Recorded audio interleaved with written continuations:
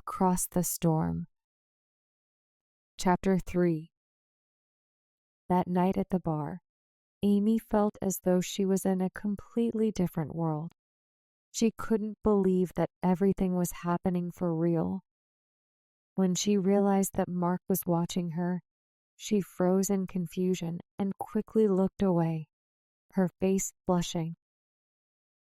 For the next few minutes, she tried to focus on her drink, but she couldn't shake the feeling of being watched. It was embarrassing, but also strangely exciting. She felt that something important was about to happen. Suddenly, a man approached her. He smiled unpleasantly, leaning too close as he spoke, his breath reeking of alcohol. "You shouldn't be standing here alone," he said.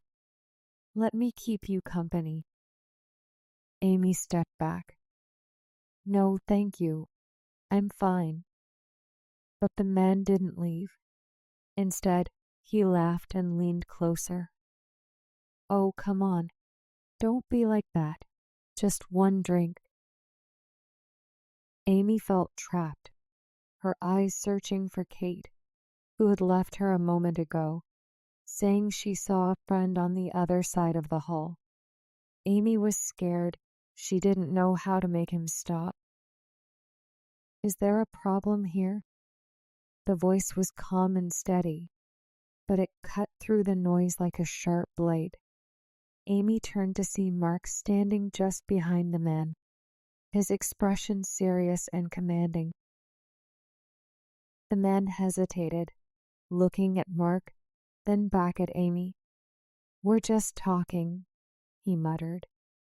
"I think she doesn't really want to talk to you," Mark replied. There was something about the way he stood, so calm and self-assured, that made the man step back and disappear. Amy let out a shaky breath, her hands trembling as she held her drink. "Thank you," she said softly. "You don't have to thank me," Mark said with a warm smile. His voice was soothing, and Amy felt safe right away. For a moment, the noise and crowd of the bar seemed to fade away. "I am Mark," he said, holding out his hand. "I am the owner of this place." "Amy," she said, her voice almost a whisper as she shook his hand. His grip was firm but gentle, and she felt a strange mix of nervousness and comfort. They started talking, and before Amy realized it, she was smiling. Mark asked her about her life, and Amy opened up in a way she rarely did, sharing details about her past and her hopes for the future. When she stumbled over her words or hesitated, he waited patiently with a warm smile. Mark was charming and made her feel important, like she was the only person in the room. By the end of the night, naive Amy felt like she was in a dream.